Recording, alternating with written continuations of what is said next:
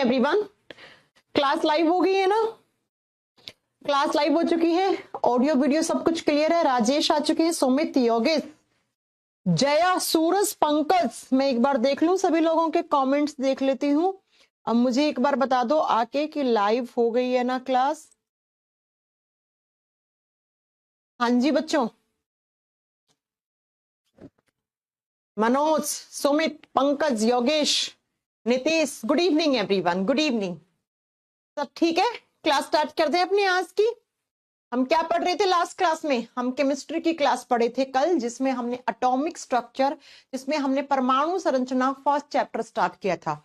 Atomic structure में हम छोटे छोटे पॉइंट पढ़ेंगे बहुत सारे, जो आगे चलकर हमें पूरी की पूरी केमिस्ट्री को समझाने में हेल्प करेगा, है ना? ठीक है, स्टार्ट करें। ओके, सब कुछ फाइन? ओके प्रिया, पवन, शैलेंद्र, पंकज, राजेश, उमा, ठीक है। चलो रंजन, जितेंद्र। चलिए, तो हम कल की क्लास में पढ़े थे एटॉमिक स्ट्रक्चर।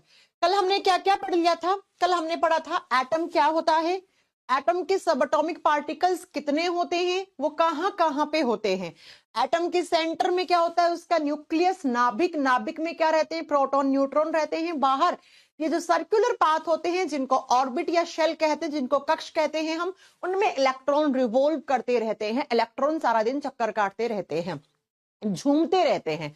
ठीक है बच्चा। उसके बाद हमने पढ़ा था कि जो ये आपका एटम होता है, इसकी हमने कुछ डेफिनेशंस लिखी थी, कुछ चीजें बताई थी आपको, नोट डाल करके। ये एक एक लाइन के पॉइंट है जो आगे चलकर हमें बहुत समझ में आएंगे।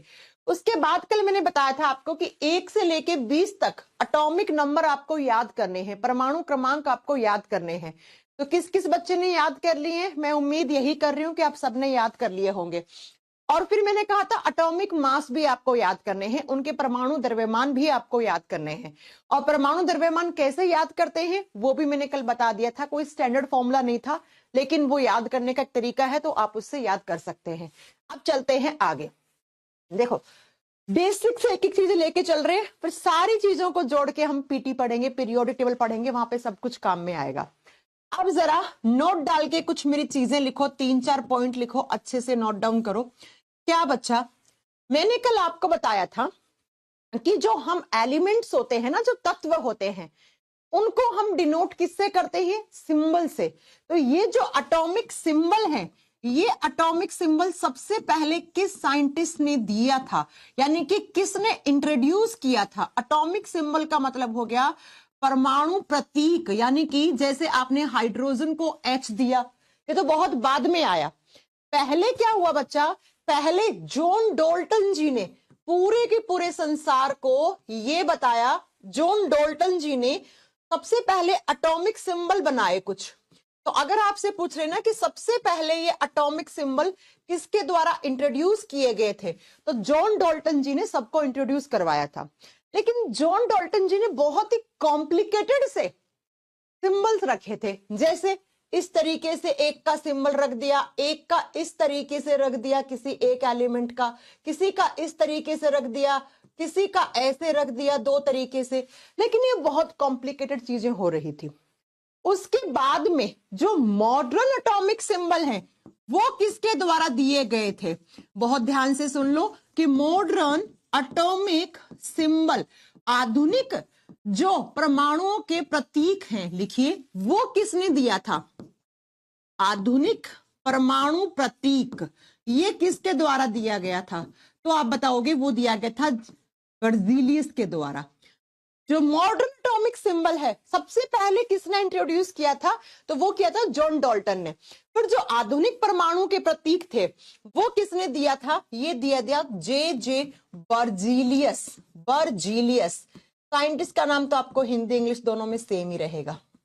ओके, तो ये जो आप हाइड्रोजन का H लिखते हो, हीलियम का HE लिखते हो, लिथियम का Li लिखते हो, बोरोन का B लिखते हो, बेरिलियम का Be लिखते हो, ये जो सारे सिंबल्स होते हैं ना बच्चा, इधर कट रहा है ना, तो ये सारे सिंबल्स, इनको हम मॉडर्न एटॉमिक सिंबल कहते हैं।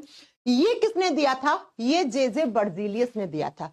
ओके, अब बच्चा कुछ सिंबल लैटिन भाषा से लिए गए थे। मैंने आपको बताया था ना कि अगर आपसे पूछ ले कि कुछ सिंबल हैं जो अटपटे से आपको लगते हैं, वो कौन सी भाषा से लिए गए हैं? वो लैटिन भाषा से लिए गए हैं। रेलवे में यहां से क्वेश्चन आ जाता है। कुछ सिंबल लैटिन से लिए गए, जैसे मैम बताओ, जैसे हाइड्रोजन का तो एच है, आप समझ जाओगे हाइड्रोजन की स्पेलिंग में एच आता है, हीलियम की स्पेलिंग में एच ई आता है, ऐसे लिथियम की स्पेलिंग में एल ई आता है, तो आप कर लोगे। पॉइंट समझ में आ गया मेरा? लेकिन अब मेरी बात को जरा ध्यान से सुनो। कुछ होते हैं लैटिन सिंबल, जैसे सोडियम। सोडियम की स्पेलिंग SODIUM होता है, जबकि सोडियम का सिंबल क्या होता है? Na होता है। तो ये कौन सी लैंग्वेज से लिया गया? तो ये लैटिन भाषा में। क्यों? क्योंकि लैटिन भाषा में सोडियम को नेट्रियम कहा जाता है। और बच्चा ये रेलवे वगैरह के एग्जाम में आ जाते हैं याद करने, जैसे मुझे याद है ना, वो आपको भी याद करने पड़ेंगे, इसका कोई तोड़ नहीं है। ओके, कोई शॉर्ट ट्रिक नहीं है। तो लैटिन भाषा में सोडियम को नेट्रियम कहा जाता है। पोटेशियम को क्या कहा जाता है? लिख लीजिए, पोटेशियम। पोटेशियम का सिंबल के होता है, तो इसको हम लैटिन भाषा में कैलियम बोलते हैं। ऐसे ही होता है बच्चा मर्क्यूरी। मर्क्यूरी जिसको हिंदी में हम पारा बोलते हैं, उसका सिंबल Hg होता है। क्यों? क्योंकि इसको बोला जाता है हाइड्रार्गीरियम। हाइड्रार्गीरियम किस भाषा में? लैटिन भाषा में। ऐसे ही एक होता है टंगस्टन, जिसका वायर हम कहां काम में लेते हैं? फ्यूज वायर, किसके? इलेक्ट्रिक बल्ब का। इसका सिंबल होता है W, क्योंकि इसको लैटिन भाषा में वोलंबम कहा जाता है। ठीक है बच्चा, तो ये सारे आपको कुछ कुछ याद करने पड़ेंगे जो एग्जाम में बहुत ज्यादा आ जाता है। सॉरी, वोलंबम नहीं, वो तो मैं मरकरी का लिखने लग गई, प्लम्बम होता है वो। ये होता है वॉल्फॉर्म। वॉल्फॉर्म, तो यहां से W बन गया। चलो अब उसका भी याद आ गया तो वो भी लिख लो। लेड। लेड जिसको हिंदी में हम सीसा कहते हैं, इसका सिंबल PB होता है। क्यों? क्योंकि इसको लैटिन भाषा में प्लम्बम कहा जाता है। प्लम्बम कहा जाता है। सोना, गोल्ड। गोल्ड का सिंबल क्या होता है बच्चा? AU होता है, क्योंकि इसे लैटिन भाषा में ओरम कहा जाता है। ओरम कहा जाता है। तो ये लैटिन लैंग्वेज से लिए गए हैं ये सिंबल, कुछ कुछ सिंबल। ऐसे ही आप एक आधा और लिख लो। और किसका बचा कुछ अलग है तो वो आपको, जैसे जैसे जैसे और किसका बच सकता है? आयरन। आयरन Fe, फेरम कहा जाता है। लिख लो, आयरन का भी लिख लो। आयरन जिसको हिंदी में लोहा कहते हैं, उसका सिंबल Fe होता है। क्यों? क्योंकि इसको लैटिन भाषा में हम फेरम के नाम से जानते हैं। तो स्लाइड से आपके इतने सारे क्वेश्चंस बन गए, एग्जाम में आता है। सबसे पहले ये जो एटॉमिक सिंबल हैं, जो इस तरीके से बनाए गए थे, ये जो बहुत टफ थे, कुछ कुछ आजकल भी काम आते हैं। जैसे रेडियो एक्टिव का सिंबल बना हुआ होता है, कोई सब्सटेंस लिखा हुआ होता है ना, वहां पे रेडियो एक्टिव का ऐसे सिंबल बना हुआ होता है, तो ये जॉन डाल्टन ने दिए थे। फिर ये जो हाइड्रोजन, हीलियम, लिथियम, ये जो आपके बने हैं ना, ये जे बर्जीलियस ने इंट्रोड्यूस किए थे। उसके बाद हम बात करते हैं बच्चा किसका? कि लैटिन लैंग्वेज से भी कुछ सिंबल लिए गए, और ये सारे आपको याद करने हैं। कुछ बचा होगा तो वो पीरियोडिक टेबल में आ जाएगा। अभी इतना ही आ रहा है मुझे दिमाग में, क्योंकि पीरियोडिक टेबल में सब पढ़ेंगे हम, तो ये सारा वहां पे आ जाएगा। अगर कोई अलग बचा होगा तो ठीक है। वैसे फेमस यही क्वेश्चन है। जैसे लास्ट जब ग्रुप डी का एग्जाम हुआ था ना, उसमें सोडियम का पूछा था और शायद एक टंगस्टन का पूछा था, जहां तक मुझे याद है कि टंगस्टन को लैटिन भाषा में क्या कहते हैं। तो ये आपको कुछ लैटिन वर्ड याद करने हैं। इसका कोई शॉर्ट ट्रिक नहीं है बच्चा, कोई नहीं बना सकता, आपको पढ़ना ही पड़ेगा। चलो, हो गया एटॉमिक सिंबल।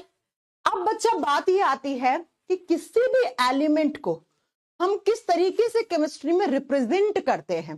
तो नेक्स्ट हेडिंग देना। अब यहां से थोड़ा सा आपको केमिस्ट्री के अंदर घुसना पड़ेगा, ठीक है।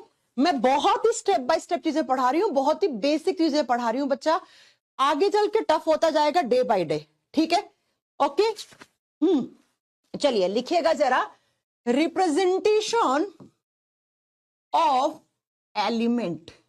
रिप्रेजेंटेशन ऑफ एलिमेंट, किसी भी एलिमेंट को हम किस तरीके से रिप्रेजेंट करते हैं। लिखिएगा कि तत्वों को किस तरीके से हम रिप्रेजेंट करते हैं, दर्शाते हैं। तत्वों को दर्शाना, कैसे दर्शाते हैं आप, कैसे लिखते हो आप एलिमेंट को, एलिमेंट्स को कैसे रिप्रेजेंट करते हो। और जैसे रिप्रेजेंट करते हो तो उसमें बहुत सारी चीजें आएंगी, वो आपको समझनी है, ठीक है बच्चा। सुनो आप, क्या क्या, मेरी बात को जरा ध्यान से सुनने जाइए। केमिस्ट्री के नोट्स दे दो, अरे यार तुम लोग एक एक चीज बोर्ड पे लिख रहे हो, खुद से नोट्स नहीं बना सकते क्या यार? हाँ, कितना आप लोग परेशान करते हो, सब कुछ पका पकाया माल चाहिए क्या? हाँ, और चैप्टर फिनिश होगा तो मैं इस चैप्टर के नोट्स डलवा दूंगी, ठीक है? पहले पढ़ लो आराम से। ये अलमारियां है ना मेरे घर में, अगर कैमरा घूम पाते तो मैं घुमाती। ऐसे भरे पड़े नोट्स से, ऐसे भरे पड़े किताबों से, फफूंद लग रही है उनपे। ऐसे ही आपका हो रहा होगा, मुझे पता है कोई नोट्स से नहीं पढ़ता है। खुद के नोट्स बनाया हुआ होगा ना, वो बहुत अच्छे से पढ़ लोगे, ठीक है? तो इसलिए थोड़ा सा पेशेंस रखा करो। विपिन, पंकज कब से कमेंट कर रहे हैं मैम नोट्स दे दो। खुद से बना लो नोट्स, ये साइंस है, ये हिस्ट्री ज्योग्राफी नहीं है जो नोट्स रटे रटाए लग लोगे। जब तक नहीं समझ में यहाँ नहीं बैठेगा ना, एग्जाम में भूल जाओ कुछ कर पाओगे।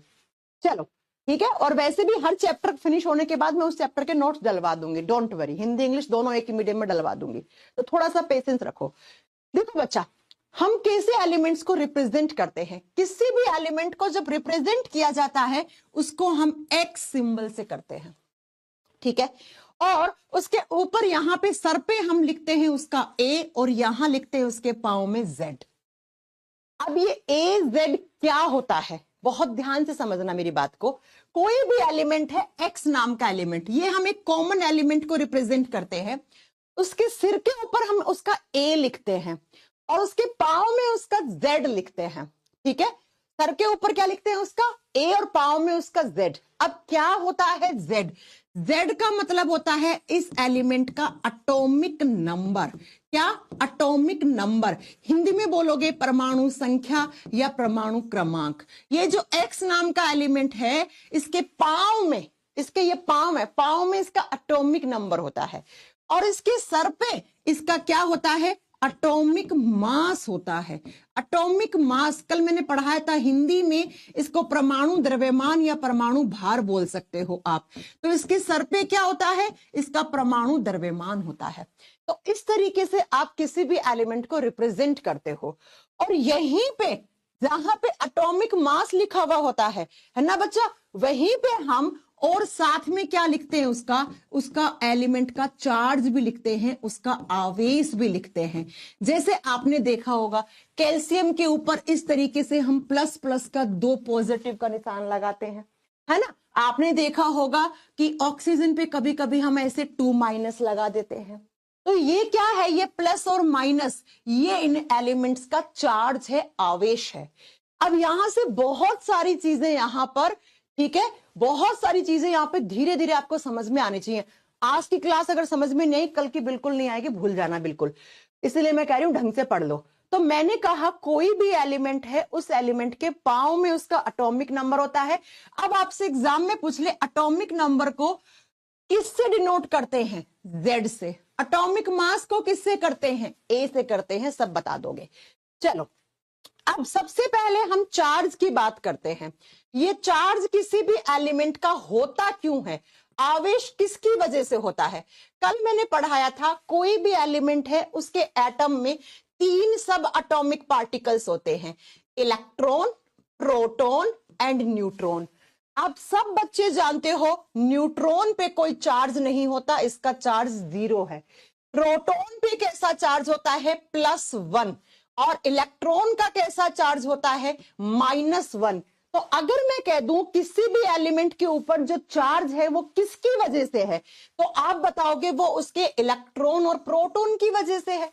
न्यूट्रॉन तो उदासीन होता है, उस पर कोई चार्ज होता ही नहीं है, उस पर कोई आवेश होता ही नहीं है। तो बच्चा याद रखिएगा कि किसी भी एलिमेंट के ऊपर जो ये चार्ज लगा हुआ है ना, जैसे यहां पे 2 माइनस था, यहां पे 2 प्लस थे, ये किसकी वजह से होता है? ये उसके इलेक्ट्रॉन या प्रोटॉन की वजह से होता है। और ये एग्जाम में स्टेटमेंट की फॉर्म में क्वेश्चन आ जाता है ना? ये एग्जाम में कैसे क्वेश्चन आएगा कि कोई भी एलिमेंट है उसका चार्ज किसकी वजह से होता है, किसकी वजह से नहीं होता है। तो ये आपके क्वेश्चन के आंसर हैं, आपको पता होना चाहिए। तो क्या मैं यहां पे लिख दूं कि कोई भी एलिमेंट है उसका जो चार्ज होता है, उसका जो आवेश होता है, वो किसकी वजह से होता है? उसके एटम में जितने प्रोटॉन और इलेक्ट्रॉन के ऊपर चार्ज है उसी की वजह से होता है। हाँ जी मैम, और यही आपके एग्जाम का स्टेटमेंट का क्वेश्चन बन गया। चलें आगे। चार्ज का पॉइंट क्लियर कर लिया। अब देखते हैं ये एटॉमिक नंबर क्या होता है। पहले ये देखेंगे, इससे इलेक्ट्रॉन प्रोटॉन न्यूट्रॉन निकालना सीखेंगे। आता है ना एग्जाम में, फलाना एक एलिमेंट है उसमें 16 इलेक्ट्रॉन है, 16 प्रोटॉन है, 16 न्यूट्रॉन है, तो उसका एटॉमिक मास क्या होगा, या सीधा एटॉमिक मास दिया हुआ होता और आपसे पूछता है इसमें प्रोटॉन की संख्या कितनी है, इसमें इलेक्ट्रॉन की संख्या कितनी है, इसमें न्यूट्रॉन की संख्या कितनी है। तो ये निकालने का क्या तरीका होता है। तो उस तरीके तक जाने से पहले आपको पता होना चाहिए व्हाट इज एटॉमिक नंबर। ये एटॉमिक नंबर, इसके बिना केमिस्ट्री आपको समझ ही नहीं आनी है। ये जो मैं आज पढ़ा रही हूँ ना क्लास और कल की क्लास पढ़ाऊंगी, ये जो 3 दिन की क्लास है ना, इसके बिना कोई भी चैप्टर स्टार्ट करूंगी आप नील बट्टे सन्नाटा हो। तो परमाणु क्रमांक होता क्या है बच्चा, कोई भी एलिमेंट है उस एलिमेंट परमाणु क्रमांक को हम किससे डिनोट करते हैं, Z से। और ये कहां पे लिखा हुआ होता है, कोई भी एलिमेंट है उसके पांव में लिखा हुआ होता है। परमाणु क्रमांक होता क्या है, एटॉमिक नंबर क्या होता है, किसी भी एलिमेंट के एटम में जितना नंबर ऑफ प्रोटॉन है वही उसका एटॉमिक नंबर होता है। यानी कि कोई भी एलिमेंट है उसके एटम में जितना नंबर ऑफ प्रोटॉन होता है, प्रोटॉन कहां होते हैं बार बार थोड़ी ना पढ़ाऊंगी, तो जो प्रोटॉन की संख्या होती है ना, उसी संख्या को हम एटॉमिक नंबर कहते हैं, जिसको हम Z से डिनोट करते हैं। और जो एलिमेंट के कहां पे रहता है, हमेशा पांव में लिखा हुआ होता है। ये रहा, यानी कि ये Z जो है, ये Z किसके इक्वल है, Z is equal to number of proton. कभी कभी ऐसे स्टेटमेंट में क्वेश्चन आ जाता है कि बताओ भैया क्या ये स्टेटमेंट सही है। अब आपको वहां पता होना चाहिए Z क्या होता है और P क्या होता है, ये आपको पता होना चाहिए। अब जरा नेक्स्ट पॉइंट को बहुत ध्यान से सुनने की कोशिश करना। क्या मैं 3 एलिमेंट लेती हूं, यहां पे इस चीज को यहां पे लिखना, ठीक है, ये यहां पे छोड़ दो। मैंने लिखा Na सिंबल सोडियम का होता है, थोड़ी देर पहले पढ़ाया, बार बार नहीं पढ़ाऊंगी, ठीक है। फिर मैंने लिखा Na+, क्या लिखा मैंने, Na+ लिखा। और फिर मैंने लिखा ऑक्सीजन 8 और ऊपर मैंने लगा दिया 2-। ये मैंने 3 एलिमेंट लिए। क्या लिए मैंने, 3 एलिमेंट लिए, ले लिया। अब जरा बताओ, अगर मैं आपसे पूछ लूं इन तीनों का एटॉमिक नंबर क्या क्या है, एटॉमिक नंबर क्या होता है, कहां होता है। एटॉमिक नंबर हमेशा पांव में होता है, पांव में होता है। और atomic number is equal to number of proton. तो मैं आपसे या तो ये पूछ लूं कि इनका एटॉमिक नंबर क्या है, ये तो बहुत बच्चों वाला क्वेश्चन हो गया। मैं आपसे पूछूं कि मुझे ये बताओ कि इन तीनों में प्रोटॉन की संख्या कितनी कितनी है, तो आप कैसे बताओगे, इसके प्रोटॉन 11 हैं, इसके भी 11 हैं और इसके 8 हैं, यही बताओगे, यही बताओगे ना ठीक है। क्यों, क्योंकि Z जो होता है उसी को एटॉमिक नंबर कहते हैं। और एटॉमिक नंबर क्या होता है, नंबर ऑफ प्रोटॉन। और एटॉमिक नंबर को Z से डिनोट करते हो, वो उसके पांव में रहता है। तो इन तीनों के पांव में जो है वही उसका प्रोटॉन की संख्या है। हो गया मैम, प्रोटॉन की संख्या हम निकाल लेंगे, कोई भी आए हम कर लेंगे। अब बात आती है इनमें इलेक्ट्रॉन की संख्या आपसे कोई पूछ ले, एग्जाम में ऐसे आते, फिर आप इनको न्यूमेरिकल का नाम देते हो। ये न्यूमेरिकल्स नहीं है, ये बच्चों स्टेटमेंट के क्वेश्चन है, कॉन्सेप्ट के क्वेश्चन है, इनको आप न्यूमेरिकल्स नहीं बोलते हो, ठीक है। अब आपसे पूछिए कि इन तीनों में इलेक्ट्रॉन की संख्या बताओ, जैसे ये आ जाए, ये आ जाए, ये आ जाए, तो इलेक्ट्रॉन कैसे निकालते हैं वो सुना बच्चा, वो सुनो। क्या कि जब भी आप इलेक्ट्रॉन निकालते हो तो कैसे निकालोगे, ये जो पांव में जो संख्या लिखी हुई होती है ना, उसको एज इट इज लिख दो। लिख दिया 11, 11 लिख दिया, इसका भी 11 लिख दो और इसका 8 है, 8 लिख दो, लिख दिया। अब जितना चार्ज है ऊपर, ये क्या है, चार्ज है, आवेश है, इसके ऊपर कोई चार्ज नहीं है, नहीं है तो ये उदासीन है, तो इसमें इतने ही इलेक्ट्रॉन होंगे जितने प्रोटॉन हैं। मैंने कहा जब कोई भी एटम या किसी भी एलिमेंट के ऊपर चार्ज नहीं होता तो उसमें उसका प्रोटॉन और इलेक्ट्रॉन की संख्या बराबर होती है। तो मैं ये कह दूं कि atomic number is also equal to number of electron in any neutral atom. मैं ये कह दूं कि एटॉमिक नंबर यानी Z is also equal to number of electron. कह सकती हूं कब? जब वो एटम क्या है? न्यूट्रल है। न्यूट्रल का मतलब वो उदासीन है, यानी कि उसके ऊपर कोई भी चार्ज नहीं है। ये चार्ज नहीं है, ना पॉजिटिव ना नेगेटिव। तो जब भी कोई एलिमेंट न्यूट्रल होता है, उसके ऊपर कोई आवेश नहीं होता है, धनात्मक ऋणात्मक पॉजिटिव नेगेटिव कोई चार्ज नहीं होता है, तो उसका जो प्रोटॉन का संख्या है वही उसमें इलेक्ट्रॉन होगा। निकालने का कोई फॉर्मूला नहीं है, याद रखना है। और इसीलिए हम कहते हैं कि Z is also equal to number of electron in any neutral atom. ये लो बच्चा, ये एटॉमिक नंबर का डेफिनेशन बन गया, प्रॉपर हो गया। चलो मैम, हम न्यूट्रल वाले के इलेक्ट्रॉन निकाल लेंगे, जो प्रोटॉन है वही इलेक्ट्रॉन हो जाएंगे। अब इसमें और इसमें कैसे निकालेंगे? इनके पाँव में जो था वो लिख लिया 11, इसके पाँव में था 8, लिख लिया। अब जितना ऊपर चार्ज है और जो उस चार्ज का सिंबल है उसको रिवर्स कर दो नीचे लाके। यहां पर 1 प्लस चार्ज है तो 1 माइनस कर दो बच्चा यहां पे, और 11 माइनस 1 करते ही कितना बच गया? 10। तो इसमें इलेक्ट्रॉन की संख्या 10 है। यहां पे चार्ज कितना है? 2 क्या है? ऋणात्मक है, यानी कि नेगेटिव है। तो यहां पर नेगेटिव है तो नीचे लाओगे तो इसको पॉजिटिव करना है, तो 8 प्लस 2 10, 10 हो गए। और याद रखिएगा ऐसे दो एलिमेंट, ये एलिमेंट अलग है, ये अलग है, ये ऑक्सीजन है, ये सोडियम है, इन दोनों में इलेक्ट्रॉन की संख्या बराबर है, तो ये क्या कहलाते हैं? इनमें इलेक्ट्रॉन की संख्या 10-10 है, तो ये क्या कहलाते हैं बच्चा? ये कहलाते हैं आइसो इलेक्ट्रॉनिक। क्या कहलाते हैं? आइसो इलेक्ट्रॉनिक कहलाते हैं।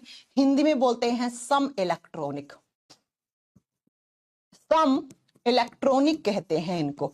ये लो बच्चा, ये डेफिनेशन बन गई आपकी, और एग्जाम का एक क्वेश्चन बन गया मजाक मजाक में। फिर से रिपीट कर रही हूँ, इसके बाद रिपीट नहीं करूंगी, इसके बाद मैं आपसे क्वेश्चन करवाऊंगी, ठीक है? मैंने कहा कोई भी एलिमेंट है उसको रिप्रेजेंट करते हैं एक्स नाम से, उसके पाँव में उसका Z होता है, उसके सर पे उसका A होता है, और सर पे ही हम चार्ज लिखते हैं। जैसे ये इसका चार्ज है, ये इसका चार्ज है। Z जो होता है उसको एटॉमिक नंबर बोलते हैं, और Z क्या होता है? Is equal to number of proton. Proton की संख्या को ही हम परमाणु क्रमांक कहते हैं, Z कहते हैं। लेकिन अगर वो न्यूट्रल है एटम, वो उदासीन है, उस पर कोई चार्ज नहीं है, तो उस एलिमेंट का atomic number is equal to also number of equal of electron, यानी कि इलेक्ट्रॉन की जो संख्या है वही उसका एटॉमिक नंबर भी कहलाता है। लेकिन अगर उस एटम के ऊपर क्या हो? चार्ज हो, आवेश हो, तो इलेक्ट्रॉन की संख्या कैसे निकालते हैं? तो इलेक्ट्रॉन की संख्या जितना चार्ज ऊपर जैसा भी है उसको लाके रिवर्स कर दो नीचे। अगर ऊपर पॉजिटिव है, पॉजिटिव का +1 था तो नीचे -1 हो गया। ऊपर 2 नेगेटिव था तो नीचे 2 पॉजिटिव हो गया। तो इसमें 11 माइनस 1 करा 10, इसमें 8 में 2 जोड़े 10। अब ये सोडियम है, ये ऑक्सीजन है, ये अलग तत्व है, ये अलग तत्व है, और दो अलग अलग तत्व है जिनमें इलेक्ट्रॉन की संख्या बराबर है, उनको आइसो इलेक्ट्रॉनिक कहते हैं। बता दोगे? आपसे पूछ ले व्हाट इज आइसो इलेक्ट्रॉनिक, तो नाम से ही क्लियर है, दो अलग अलग एलिमेंट जिसमें इलेक्ट्रॉन की संख्या एक जैसी होती है, इलेक्ट्रॉन की संख्या समान होती है, बराबर होती है, उसको आइसो इलेक्ट्रॉनिक कहते हैं। हाँ जी मैम, कर देंगे। चलो आगे, अगली स्लाइड पे। हो गया, प्रोटॉन निकालना सीख लिया, इलेक्ट्रॉन निकालना सीख लिया, अभी न्यूट्रॉन निकालना सिखा दूंगी आपको, ठीक है? अभी मैं आपको न्यूट्रॉन निकालना सिखा दूंगी। चलो आओ, ओके, चलिए अब बात करते हैं हम किसकी? एटॉमिक मास की। एटॉमिक मास, जिसको हिंदी मीडियम वाला बच्चा परमाणु भार या परमाणु द्रव्यमान दोनों लिख सकता है। किसी भी एलिमेंट का परमाणु द्रव्यमान क्या होता है? सबसे पहले उसको डिनोट किससे करते हैं? ए से, ए से करते हैं। आगे चलकर मैं आपको ये एटॉमिक मास, एटॉमिक नंबर नहीं बोलने वाली हूं, मैं बोलूंगी इसका Z, इसका A कितना है, आप ये बताओ। ये इसका Z है, ये इसका A है, तो आपको वहां समझना पड़ेगा, ठीक है बच्चा? अब सुनो जरा, क्या एटॉमिक मास क्या होता है? Atomic mass is equal to number of neutron plus proton. कोई भी एटम है उसके न्यूक्लियस में, अच्छा आपने फिजिक्स में पढ़ा सेंटर ऑफ मास, है ना? सेंटर ऑफ मास पढ़ा है ना? सेंटर ऑफ मास क्या होता है? कोई भी एलिमेंट होता है उसका जो मास होता है, उसका द्रव्यमान होता है, वो कहाँ होता है? उसके सेंटर में होता है। और एलिमेंट का जो एटम है उसका सेंटर क्या है? उसका न्यूक्लियस है। कल पढ़ाया था हमने, नाभिक है। और न्यूक्लियस में क्या होता है? न्यूट्रॉन और प्रोटॉन होता है। तो बच्चा हम बोलते हैं फिजिक्स में एटॉमिक मास कहाँ होता है? उसके सेंटर में होता है। और केमिस्ट्री में हम कह देते हैं atomic mass is equal to sum of n plus p। Neutron और प्रोटॉन की संख्या का जो जोड़ है उसी को हम एटॉमिक मास, उसी को हम परमाणु द्रव्यमान या परमाणु भार कहते हैं। और ये कहाँ रहता है? हमेशा ऊपर, सिर पे लिखा जाता है इसको। ठीक है बच्चा, अब सुनो जरा, क्या मैंने अब मैं कुछ एग्जाम्पल दे रही हूं, फिर आपसे कुछ क्वेश्चंस निकलवाऊंगी। ठीक है, मैंने कहा सोडियम है, सोडियम का एटॉमिक नंबर 11 है और इसके सर पे इस तरीके से 23 लिखा हुआ है। आप बहुत बार देखते हो ऐसे सोडियम लिखा हुआ है 11 23। अब अगर मैं आपसे पूछ लूं कि इसमें मुझे बताओ इलेक्ट्रॉन कितने हैं, आप बता दोगे, ठीक है। मुझे बताओ प्रोटॉन कितने हैं और मुझे बताओ न्यूट्रॉन कितने हैं। एग्जाम में क्वेश्चन आ जाते हैं। अब सबसे पहले सुनो, ये इसका क्या है? ये इसका Z है और Z is equal to number of proton. और अगर ये न्यूट्रल है, क्या इस सोडियम पे चार्ज लगा है? नहीं लगा ना, तो Z is also equal to number of electron. होता है ना? ठीक है, ये क्या है इसका? ये इसका A है। A का मतलब इसका एटॉमिक मास है। और एटॉमिक मास क्या होता है? n plus p। न्यूट्रॉन और प्रोटॉन की संख्या को ही हम एटॉमिक मास, परमाणु द्रव्यमान कहते हैं। ठीक है बच्चा, समझ में आ गई मेरी बात? अब सुनो, क्या अब इसमें इलेक्ट्रॉन प्रोटॉन न्यूट्रॉन कैसे निकालोगे? इलेक्ट्रॉन प्रोटॉन निकालने का वही फंडा है, कोई नया फंडा नहीं है। निकाल दो जरा, इसमें इलेक्ट्रॉन कितने होंगे? इलेक्ट्रॉन बच्चा जो इसका एटॉमिक नंबर है वही इलेक्ट्रॉन हो जाएगा। हाँ जी मैम। प्रोटॉन कितने हैं? प्रोटॉन भी 11 हो जाएगा। अब न्यूट्रॉन कैसे निकालते हैं वो सुन लो। न्यूट्रॉन निकालते हैं हम इस ऊपर वाली संख्या से नीचे वाली संख्या माइनस कर देते हैं। ऊपर वाली हमेशा बड़ी होगी, ठीक है। इसको नीचे वाले से माइनस कर दो, न्यूट्रॉन की संख्या आ जाएगी। यानी कि मैं ये कह दूं आपको न्यूट्रॉन की संख्या निकालनी है तो एटॉमिक मास में से एटॉमिक नंबर घटा दो, परमाणु भार में से परमाणु क्रमांक घटा दो, न्यूट्रॉन की संख्या निकल जाएगी। हाँ जी मैम, न्यूट्रॉन की संख्या निकल जाएगी। तो इसमें न्यूट्रॉन कितने हो जाएंगे? 23 माइनस 11, ये इसके न्यूट्रॉन की संख्या आ गई। ये लो बच्चों, ये लो बच्चों, आ गया इलेक्ट्रॉन प्रोटॉन न्यूट्रॉन निकालना। कर दोगे? चलो फटाक फटाक से 2-4 क्वेश्चन करवाती हूं। लास्टली बताती हूं, इसके बाद नहीं बताऊंगी। एटॉमिक नंबर बता दिया, एटॉमिक मास बता दिया, इलेक्ट्रॉन निकालना बता दिया, प्रोटॉन निकालना बता दिया, उसका चार्ज निकालना बता दिया और उसका न्यूट्रॉन निकालना बता दिया। अब मैं आपसे एक क्वेश्चन देती हूं, इन दोनों का बताओ। ठीक है, ये मेरा क्वेश्चन है, एग्जाम में भी आ सकते हैं, आते भी ऐसे हैं। ठीक है, 1 मिनट रुकना। हेलो,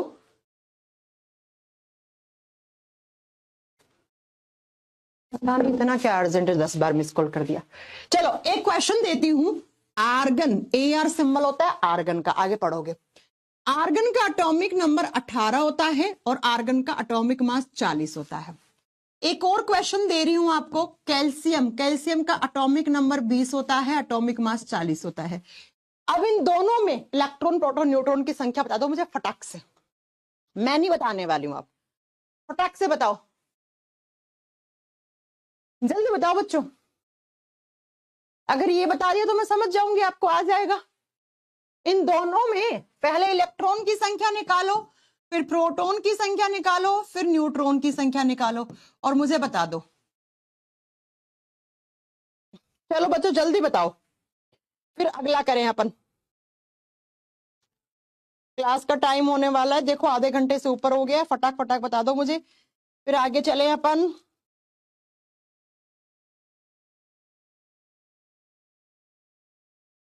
बता दिया इलेक्ट्रॉन कितना है, प्रोटॉन कितना है। रूपा ने सही बताया है। मैम आप जितना बायो पढ़ा रही हो वही सब आया है पेपर में। कौन सा पेपर हो गया अभी प्रिंस? प्रिंस बेटा कौन सा पेपर हो गया? हाँ जी, इलेक्ट्रॉन प्रोटॉन न्यूट्रॉन बता दोगे? 18 18 22 होगा। सही बता रहे हो सब लोग? राहुल कुमार गलत बता, राहुल 17, क्या 17, कहां से राहुल 17 हो गया? 17 तो मैं क्लास को वापस। और ये बादल, आप भी गलत बता रहे हो। नहीं, बादल ने सही बताया। ये क्या है? नितेश। नहीं नहीं, नितेश भी नहीं था, क्या नाम था उसका? संजू। संजू भी ठीक बता रहा है, एक नीचे चला गया उसका नाम। ओ भाई साहब, एक 14 बता रहा है पंकज। पंकज कह रहे 14 और बनादू कह रहे 20 इलेक्ट्रॉन प्रोटॉन न्यूट्रॉन तीनों ही 20 है। अच्छा चलो एक बार मैं निकालू इलेक्ट्रॉन की संख्या। चार्ज तो कोई है ही नहीं, अभी मैं चार्ज वाला दूंगी थोड़ी देर के बाद, वो आप बताओगे, ठीक है? मैंने बोला जब चार्ज नहीं है तो इलेक्ट्रॉन प्रोटॉन की संख्या क्या हो जाएगी? यहाँ पे भी 18, यहाँ पे भी 18। अच्छा सॉरी, ऐसे लिख रहे हैं ना अपन, इसका पहले निकाल ले।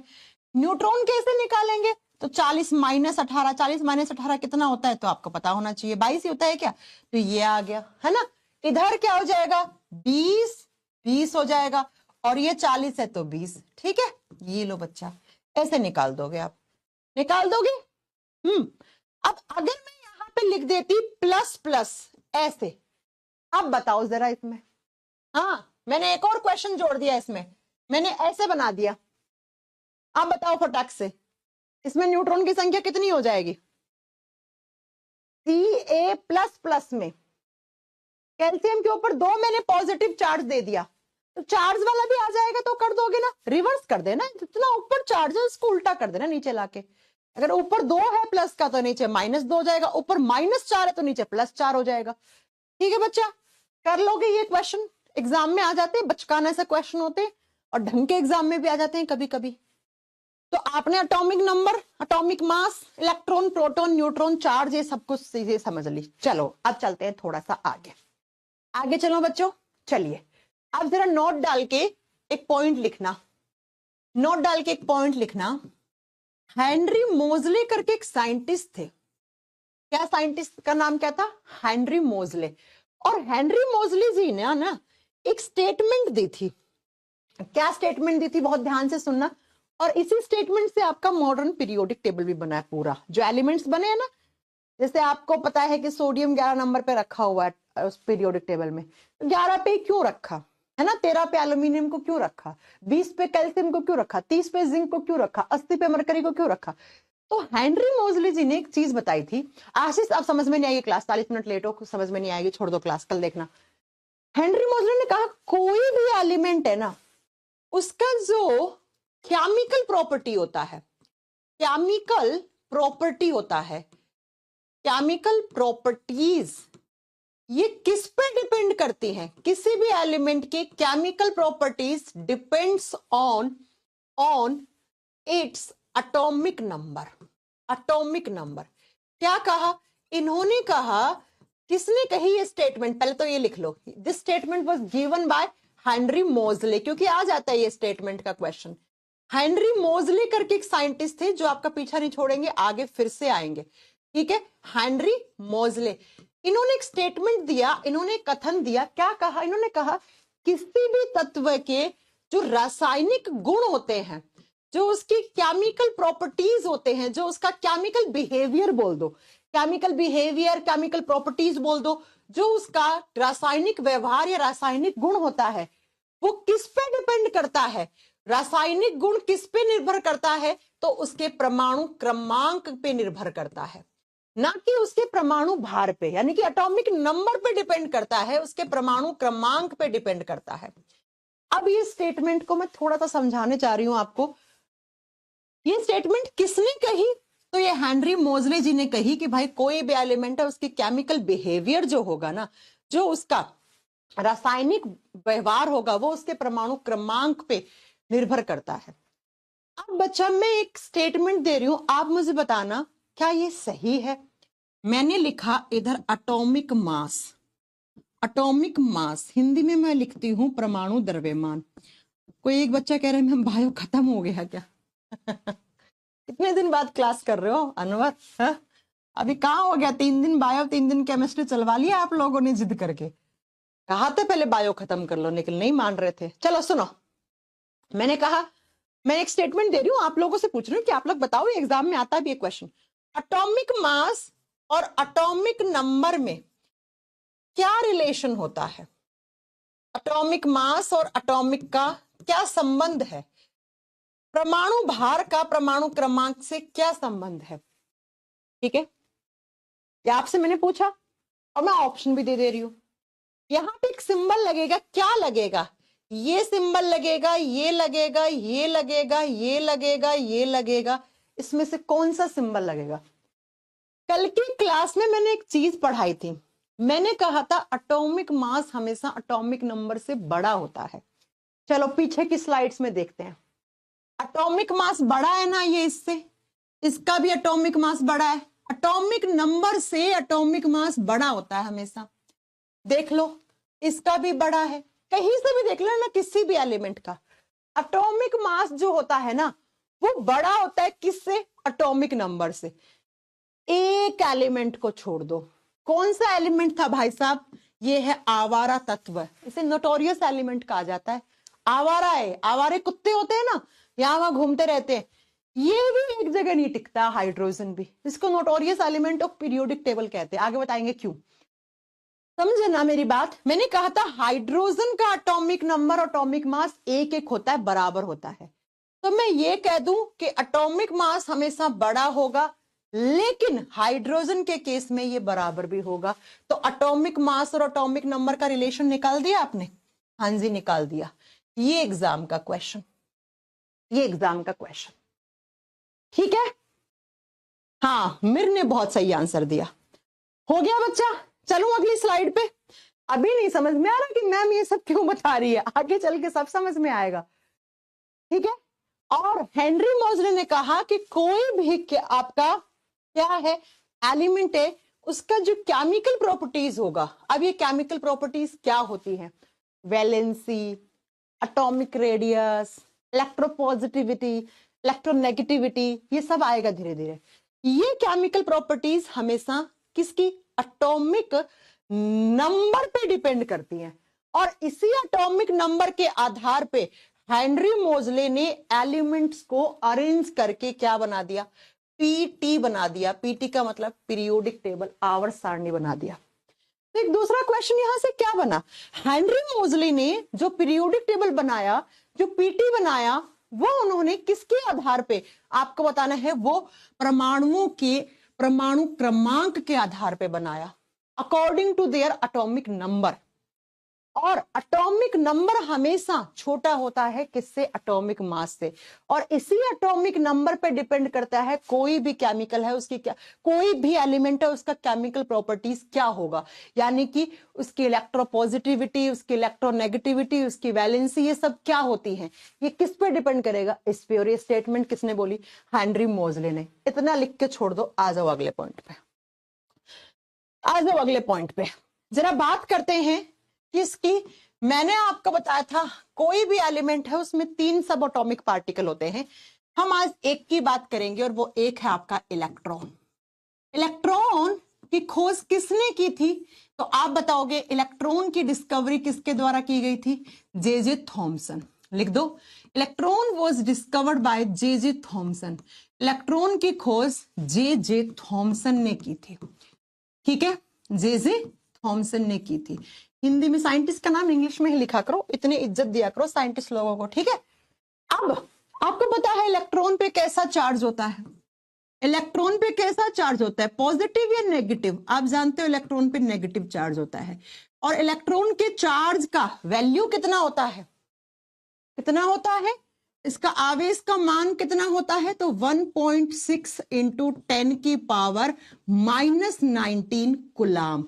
जबकि चार्ज कैसा है, नेगेटिव, तो इसके आगे नेगेटिव सिंबल लिख दो और लिख दो इलेक्ट्रॉन के आवेश का मान इतना होता है। आप कहोगे मैम ये तो बचपन से पढ़ते आ रहा, कुछ नया पढ़ाओ। अभी पूछ लूंगी आपसे 2 क्वेश्चन, आप बताना, आपको बताना पड़ेगा। हो गया, चलो। इलेक्ट्रॉन का मास कितना होता है, इलेक्ट्रॉन का द्रव्यमान कितना होता है, और द्रव्यमान कितना होता है इलेक्ट्रॉन का, तो आप बताओगे 9.1। एक सेकेंड, हाँ जी, 9.1 इंटू 10 का पावर -31 किलोग्राम। सी क्या है, कुलाम है, केजी क्या है, किलोग्राम है। ओके, हो गया। इलेक्ट्रॉन का आवेश, इलेक्ट्रॉन का मास आपको याद हो गया होगा और बचपन से करते आ भी रहे हैं, कोई बड़ी बात नहीं। अब मेरा क्वेश्चन आपसे ये है कि जो इलेक्ट्रॉन होता है इसके एंटी पार्टिकल का नाम क्या होता है? इलेक्ट्रॉन के एंटी पार्टिकल का नाम क्या होता है? ये एग्जाम का क्वेश्चन है, मेरा नहीं है। और हिंदी में बोलते हैं इलेक्ट्रॉन का प्रतिकण, विपरीत कण। इसका प्रति का मतलब विपरीत होता है, एंटी पार्टिकल। हाँ जी, एंटी पार्टिकल क्या होता है आपसे पूछ रहा है। इलेक्ट्रॉन के एंटी पार्टिकल का नाम क्या होता है? सबसे पहला आपको पता होना चाहिए एंटी पार्टिकल क्या होता है ना? एंटी पार्टिकल क्या होता है? पार्टिकल का एंटी, पार्टिकल का विपरीत, यानी कि ऐसा ही पार्टिकल जिसका चार्ज और मास का वैल्यू तो यही होना चाहिए, लेकिन आवेश क्या होना चाहिए? हमेशा उल्टा होना चाहिए। प्रोटॉन बोल रहे हैं, राज, पंकज, विवेक, यही पढ़ा ना तुम लोगों ने केमिस्ट्री। फिर कहते हो मैम हम तो बचपन से केमिस्ट्री पढ़ते आ रहे हैं। वाह जी वाह हीरामणि, है ना? विवेक ने सही आंसर दिया है। सुनो, एंटी पार्टिकल की डेफिनेशन क्या होता है? बोथ हैव, लिखना एंटी पार्टिकल का, बोथ है यानी कि पार्टिकल और anti particle both have same mass and charge. Same mass, पहले मास लिखो अच्छा लगेगा। Same mass and same charge, same charge, but opposite sign, but opposite sign is known as antiparticle। देखो एंटीपार्टिकल क्या होता है? किसी भी पार्टिकल का एंटी पार्टिकल और एंटी पार्टिकल का सेम मास होगा। मास का मतलब होता है द्रव्यमान, द्रव्यमान सेम होगा और चार्ज का वैल्यू भी सेम होगा, ये दोनों सेम रहेगा, लेकिन अपोजिट साइन यानी कि उसके जो आवेश का मान होगा वो क्या होगा बच्चा? पॉजिटिव होगा। और इलेक्ट्रॉन का जो एंटी पार्टिकल होता है उसको क्या कहा जाता है? ये माइनस है, चार्ज यही रहेगा, मास यही रहेगा, माइनस है तो इसकी वजह से इलेक्ट्रॉन बन गया। अब यहां पे मैं प्लस कर दूं तो क्या बन जाएगा?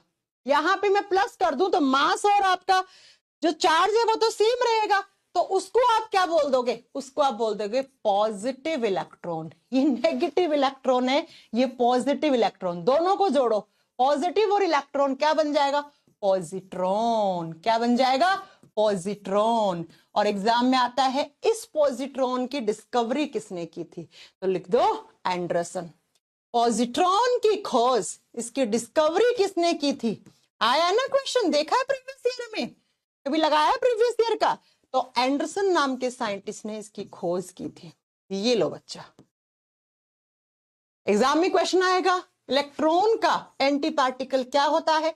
इलेक्ट्रॉन के एंटी पार्टिकल का चार्ज कितना होता है, मास कितना होता है, आपको पता होना चाहिए। और इलेक्ट्रॉन के एंटी पार्टिकल का नाम क्या होता है? तो उसको पॉजिटिव इलेक्ट्रॉन या पॉजिट्रॉन कहते हैं, जिसकी डिस्कवरी एंडरसन ने की थी। एंडरसन ने की थी, नॉट प्रोटॉन, ठीक है, नॉट प्रोटॉन। कहां से पढ़ के आए हो? चले आगे, समझ में आ गया इस स्लाइड से क्या क्या क्वेश्चन बनेगा?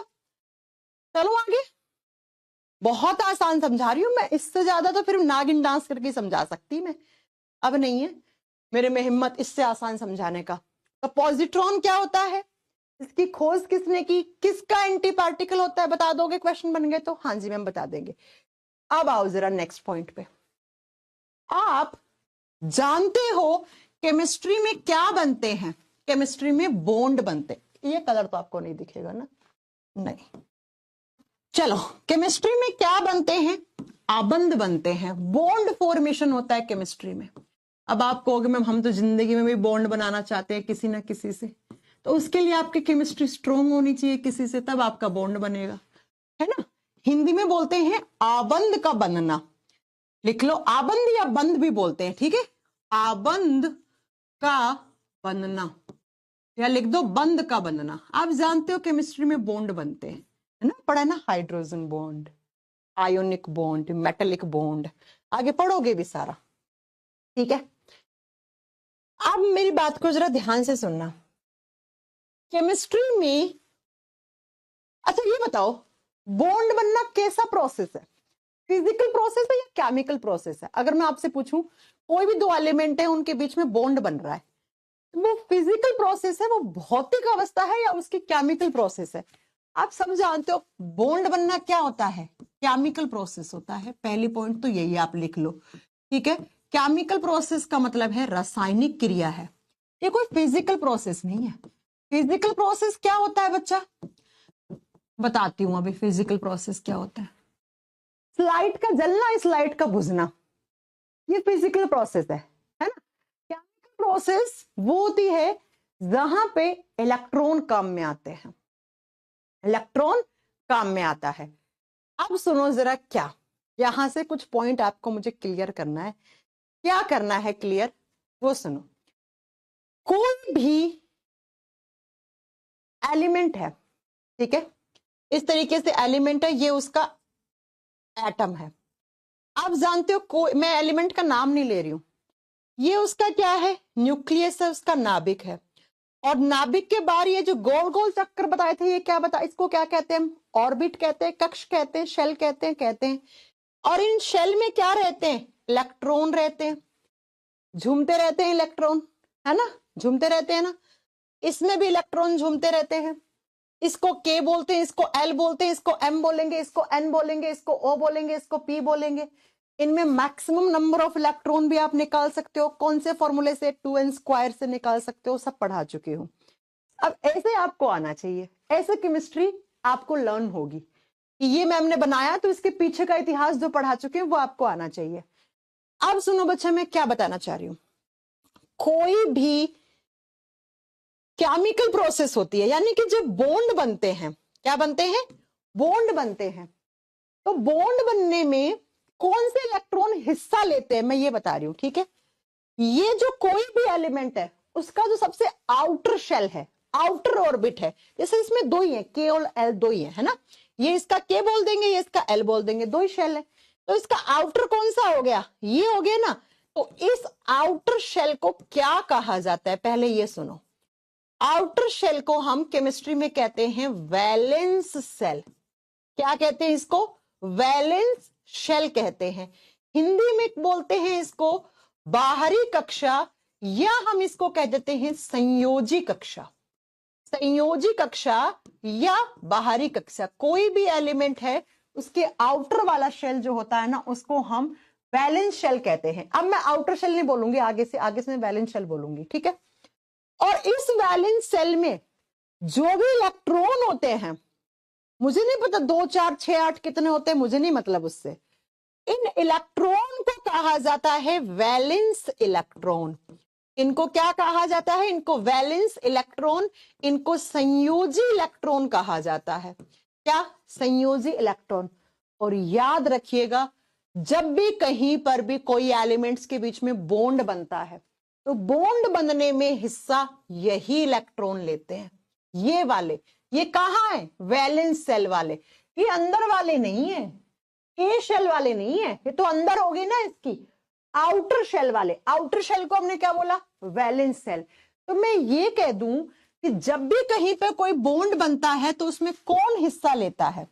तो आप क्या बताओगे बच्चा? उसमें वैलेंस इलेक्ट्रॉन हिस्सा लेते हैं। वैलेंस इलेक्ट्रॉन हिस्सा लेते हैं, यानी कि संयोजी इलेक्ट्रॉन हिस्सा लेते हैं, ठीक है।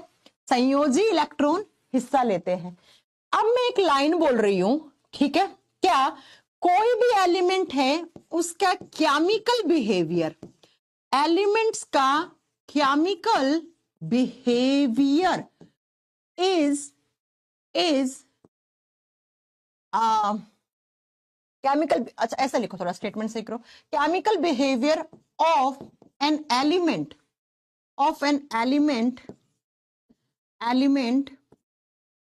depends on their valence electron। क्या ये स्टेटमेंट सही है? मैम बिल्कुल सही है। वैलेंस इलेक्ट्रॉन हिंदी में क्या लिखोगे? किसी भी तत्व का रासायनिक गुण। कैसे लिखोगे? किसी भी तत्व का रासायनिक गुण उस तत्व के संयोजी इलेक्ट्रॉन पे निर्भर करता है, उस तत्व के संयोजी इलेक्ट्रॉन पे निर्भर करता है। बता दोगे? निर्भर करता है। क्यों मैम? देखो ना, ऊपर मैम ने बोला बॉन्ड बनना एक केमिकल प्रोसेस है, केमिकल बिहेवियर है एक, और बॉन्ड बनने में हिस्सा वैलेंस इलेक्ट्रॉन लेता है। तो मैं ये कह दूं किसी भी एलिमेंट का जो केमिकल बिहेवियर है, उसका केमिकल प्रोसेस है, वो किस पे डिपेंड करेगा? वो उसके वैलेंस इलेक्ट्रॉन पे डिपेंड करेगा। तो हमने दो चीजें पढ़ ली आज, उसके एटॉमिक नंबर और उसके वैलेंस इलेक्ट्रॉन की वजह से ही उसका केमिकल बिहेवियर होता है। हो गया? लिख दिया? ठीक है, आ गया समझ में ये पॉइंट? यहां तक के क्लास में किसी को भी डाउट है? हाँ जी, अब आगे चलेंगे। अभी नहीं, एक क्लास में सारा पढ़ा दूंगी तो सर के ऊपर से निकल जाएगा। ठीक है, तो आज की क्लास में हम यहीं तक पढ़ेंगे, टाइम भी हो गया क्लास ओवर करने का। अब फटाक से 5 मिनट में वही रिवीजन कर ले। चलो, रिवीजन करने में हमने आज क्या क्या पढ़ा? मैम ने आज आपको पढ़ाया सबसे पहले कि एलिमेंट्स को हम उनके एटॉमिक सिंबल से डिनोट करते हैं। ये एटॉमिक सिंबल पहले दिए जॉन डाल्टन ने, लेकिन बड़े कॉम्प्लिकेटेड दिए, लोगों को ऐसा बनाना मतलब बहुत मुश्किल होता है। फिर मॉडर्न एटॉमिक सिंबल जो हम अभी देख रहे हैं, हाइड्रोजन का H, हीलियम का He, नियोन का Ne, ये किसने दिया? ये आपके जे बर्जीलियस ने। ये साइंटिस्ट के नाम याद करने हैं। कुछ है जो हमने लैटिन भाषा से ले लिए, ये सबके लैटिन वर्ड, लैटिन नेम है इनके। जैसे आपका घर का नाम अलग है, आपके स्कूल का नाम अलग है, तो वैसे याद कर लो।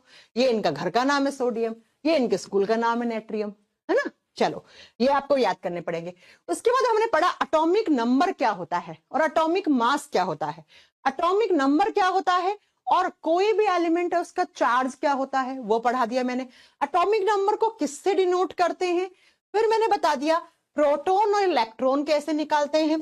फिर मैंने अगली स्लाइड बता दी किसी भी एलिमेंट का एटॉमिक मास क्या होता है और उसका इलेक्ट्रॉन, प्रोटॉन, न्यूट्रॉन हम कैसे निकालते हैं, आप सीख गए होंगे। फिर मैंने कहा कोई भी एलिमेंट है उसके एटॉमिक मास और एटॉमिक नंबर के रिलेशन, दोनों के बीच में क्या रिलेशन है, तो ये रिलेशन है। ये सिर्फ हाइड्रोजन के लिए, ये बाकी सब एलिमेंट्स के लिए है। ठीक है, उसके बाद मैंने कहा इलेक्ट्रॉन का इतना चार्ज होता है, इतना मास होता है। इलेक्ट्रॉन का एंटी पार्टिकल जो होता है उसको पॉजिट्रॉन या पॉजिटिव इलेक्ट्रॉन कहते हैं, जिसकी डिस्कवरी किसने की। फिर मैंने कहा जब भी केमिस्ट्री में बॉन्ड बनते हैं तो बॉन्ड बनने में जो इलेक्ट्रॉन हिस्सा लेते हैं वो वैलेंस सेल के लेते हैं। अब वैलेंस सेल क्या होता है? आउटर शेल होता है। आउटर क्या? सबसे बाहरी कक्षा। इतनी बात आपको याद हो गई तो बोल दो यस मैम। ठीक है, चलें आगे। अब बता दो क्या समझ में नहीं आया? अब समझ बहुत आसान है, कुछ नहीं है, कुछ नहीं है। प्रिंस में उनको जूलॉजी पढ़ाती हूँ, जूलॉजी में भी सिर्फ ह्यूमन फिजियोलॉजी। नीट में बायोलॉजी के 5-5 फैकल्टी होती हैं, ठीक है। बॉटनी कोई अलग पढ़ाएगा, जूलॉजी भी 2 पार्ट में कोई और पढ़ाएगा, है ना। माइक्रोबायोलॉजी कोई और, जेनेटिक्स कोई और, सेल बायोलॉजी कोई और, माइक्रोबायोलॉजी कोई और, ऐसे। चले, अब हम यहां से नेक्स्ट क्लास में कंटिन्यू करेंगे। अभी आएगा इलेक्ट्रॉनिक कॉन्फ़िगरेशन बनाना सिखाऊंगी आपको, बहुत कुछ सीखना है अभी तो, ठीक है। मैम काश कोई 9th-10th में भी ऐसे केमिस्ट्री पढ़ा देता। कोई बात नहीं, 9th-10th में नहीं पढ़ाया तभी तो मैं आ गई आपको पढ़ाने। आसान लग रही है केमिस्ट्री? टफ लग रही है क्या कुछ? अभी तो कुछ टफ पढ़ाया ही नहीं तो लगेगा भी नहीं। ठीक है बच्चा, अब मैं एक बार बता दूं, जिनको नहीं पता है वो सुन लो। मंडे, ट्यूसडे, वेडनेसडे में हम पढ़ेंगे बायोलॉजी। बायोलॉजी में हमारा क्या चल रहा था? शायद एंडोक्राइन सिस्टम चल रहा था, वो यहाँ पे खत्म कर लेंगे मंडे ट्यूसडे में, नेक्स्ट कमिंग में। दोनों साथ चलाते हैं, सब लोगों की इसी में रजामंदी है कि मैम आप साथ में चलाओ, तो ठीक है, ठीक है। और फिर थर्सडे, फ्राइडे और कभी कभी सैटरडे भी लगा करेगी। जब मुझे बहुत ही जरूरी काम होगा तो मैं ऑफ करवा लूंगी, नहीं तो मैं सैटरडे भी लूंगी। तो इन 3 दिन में हम केमिस्ट्री पढ़ लेंगे, तो हमारा सिलेबस साथ साथ चल जाएगा, डोंट वरी, ठीक है। दोनों पढ़ लेंगे। हाँ, लेकिन इतनी मुझे फ्रीडम देना कि कभी हमने कोई चैप्टर चलाया है वो मैं बीच में नहीं छोड़ सकती, 3-4 दिन का गैप नहीं दे सकती, क्योंकि उसके बाद आपको समझ में नहीं आएगा और मुझे डबल एनर्जी लगानी पड़ेगी। तो इतनी मुझे फ्रीडम देना कि किसी वीक में ये बोल दूं कि बच्चों इस पूरा वीक में आपको बायो ही पढ़ाऊंगी, इस पूरा वीक में आपको केमिस्ट्री पढ़ाऊंगी। क्योंकि वो कुछ कुछ चैप्टर ऐसे होते हैं जिनको 4 दिन का गैप दे दिया ना, फिर आपके सर से ऊपर चला जाएगा, फिर मुझे नेक्स्ट क्लास में सारा कुछ रिवाइज करवाना पड़ेगा और वो मेरे बस का नहीं है। फिर डबल एनर्जी, आपका भी टाइम खर्च होगा, मेरा भी टाइम खर्च होगा। तो इसलिए मैं आपको बता दूं कि इतनी फ्रीडम मेरे पे छोड़ देना। मैं अगर कह दूं ना इस वीक बायोलॉजी पढ़ेंगे तो ट्रस्ट कर लेना, हाँ ठीक है मैम बायोलॉजी पढ़ेंगे। और मैं कह दूं इस वीक केमिस्ट्री पढ़ेंगे तो आप कहते ना ठीक है मैम केमिस्ट्री पढ़ेंगे। यानी कि कोई चैप्टर चल रहा होगा तो उसको फिनिश करेंगे हम। हाँ, ऐसे चैप्टर होंगे जो हम बीच में छोड़ सकते हैं, उनको हम छोड़ देंगे। ओके, चल तो आज के लिए इतना बहुत है, मिलते हैं आपसे नेक्स्ट क्लास में। और जिसको भी, जो पंकज इतनी देर से कमेंट कर रहा है ma'am DNA of science book कहां से ले, मेरी जो इंग्लिश मीडियम में किताब है जिसको हम डीएनए ऑफ साइंस नाम दिया है, वो किताब कुछ इस कलर की है, ठीक है। Amazon फ्लिपकार्ट पे आप सर्च करोगे DNA of science by Kajal ma'am तो आपको मिल जाएगा। एक जगह आउट ऑफ स्टॉक चल रहा है, उसको अवॉइड करके दूसरे में देख लेना, किसी ने डाल रखा होगा। ये मेरा फोटो लगा, ये इंग्लिश में है, इसमें हिस्ट्री, फिजिक्स, ईवीएस, इकोलॉजी सबके क्वेश्चंस हैं, इनफैक्ट कंप्यूटर साइंस के भी हैं, ठीक है। अगर बायोलॉजी की तरफ लेनी है, इंग्लिश हिंदी दोनों मीडियम एक ही किताब में है, तो वो बायोलॉजी वॉल्यूम 1 है, सर्च कर लेना। अमेजन फ्लिपकार्ट आसपास के दुकानों पे, छोटे मोटे शहरों में नहीं मिलेंगे, जैसे बड़े शहर जयपुर, पटना, इन सब में आपको दुकानों में मिल जाएंगी। मुखर्जी नगर से मंगवा देना, मुखर्जी नगर की दुकानों में बहुत पड़ी रहती है, ठीक है बच्चा। ठीक है पंकज, मैं नहीं बोलती हूँ किताब विताब का, मैं तब नहीं करती हूँ ना, फिर ऐसा लगता है टीचर प्रमोट ही कर रहा है, पढ़ा कब रहा है ना, मेरी ये आदत नहीं है बच्चा। चलो फिर नेक्स्ट क्लास में कंटिन्यू करेंगे। Okay, thank you so much, bye bye, take care. Test मैंने बोला था 15 जनवरी के बाद लूंगी, मकर संक्रांति के बाद आपका टेस्ट लूंगी।